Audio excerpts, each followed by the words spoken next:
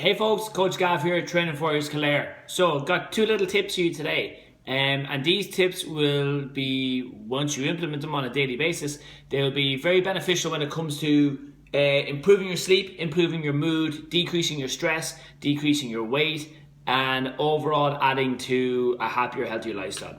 So, was with our 6 a.m. crew this morning and was talking to a couple of girls and guys there. And one of the things that came up was about kind of the broken sleep pattern recently. So over here, the kids in schools have just had about 3 weeks off, which for a lot of parents is quite an intense amount of time, just from the point of view of it's a big uproot to the schedule. Usually the midterm and Easter holidays aren't kind of back to back, but they were this time, okay? And usually that's an excuse for people to kind of to pack up their fitness and their training, but thankfully we've a dedicated bunch here, and it just meant instead of training in the evening, they trained at the morning. And then the benefit of that was they saw, well, actually 6 and 7 a.m. is a really good time for me to go in and train and get it done, because then the rest of your day carries on after that. Because as Mike from Next Move Media, our film guy on site, we spoke about that bit last night ourselves, and he says, you know, life doesn't get in the way between kind of 6 and 9 in the morning. That's when, you know, no one else is up, so up, do your stuff, and there's no interference then. So what I was talking to a couple of girls about today was almost like mini goals. So a couple of challenges I set for two of the girls for the next week, okay? One of them was my personal favourite of coffee. So basically to introduce a cut-off point. Now the cut-off point we set was 5 p.m. because we found that in this particular case, we were having coffee real close to bedtime. And then kind of, let's go a step back. So what happened was we noticed the sleep pattern was off and our energy levels was off, and then the mindset was off. And that's how it progresses. When one element when one link in the chain is damaged, it progresses back into everyone else or everything else. So we sat down, had a discussion early on the week. Okay, well, it could be this, it could be that, and there was a couple of different things it could be. And just like a list, you eliminate the options as you go along, and eventually you come to the one that could be the solution. So to be fair, our student had come to me this morning and said, I did this, and then this thing happened. So what it was we had removed coffee before bedtime, and then the sleep pattern improved.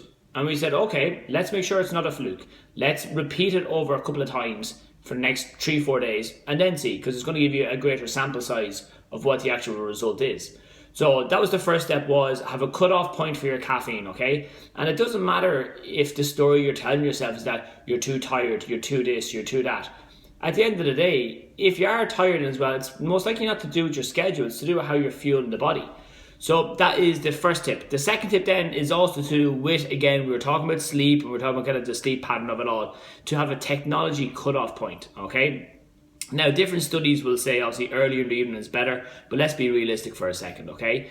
So for the next couple of days, I want you just to note for your own benefit what time you finish on your phone at, or your laptop, or your tablet, or your PC, okay? And it doesn't matter if it's work or social media or whatever. What time do you get off at, okay? What time do you get off your phone, I should say, all right? And then, so log that for 3 days, and then for the following 3 to 4 days after, go and basically stop it half an hour earlier. And that might mean, you know, kind of, some people are on it when they get into bed. Maybe it's as simple as soon as you go upstairs or as soon as you go into the bedroom, it's off and there's no more.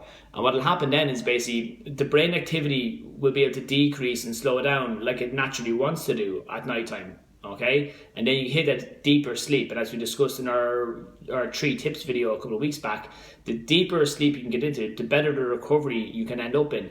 And then that's where the benefits all go on. So you're waking up fresher the next day, your sleep pattern's not disrupted as much.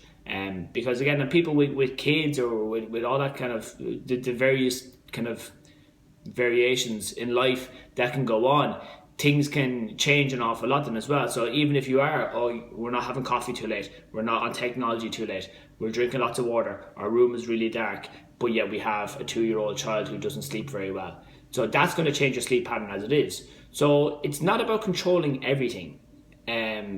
It's more so about controlling and managing what you can do, and then to allow for the fact that there will be wild variances on other things.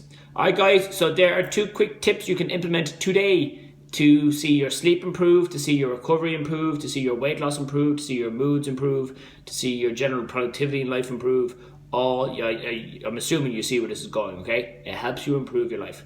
All right, folks, thanks so much for your time. I'll talk to you soon. Take care. Bye.